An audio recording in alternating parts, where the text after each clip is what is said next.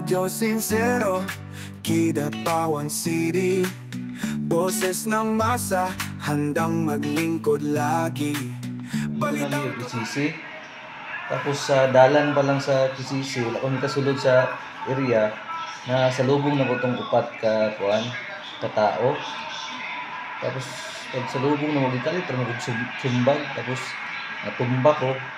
Pag action ako dipinsa sa akong sarili, na di ko silyo ko. Gidunggab na bugos, tapos ni-action sila sibat upat. Tapos para gukod na ko sa akong kauban kay gidunggab ko. Tapos na-hold na mo ang duwa ka lalaki, tapos katong duwa ni sibat. Tapos nakita ko na ko itong naka-orange, actionan pag-gukod, pero nakasibat yun siya. ulo sa bayan, puso't ang dami, lagi kang kaagapay sa bawat Gato ka sir nga sila katong duha o katong nakasibat, kauban ko sila O kauban din sila, kay pagdunggab sa ko, sabay magyapon sila upat paggawas.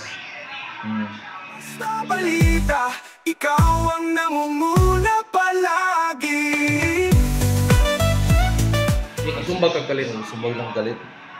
Nakalabay na kukugamay, pero nibalik ba, kalit na pagwalok. Nung natumba ko.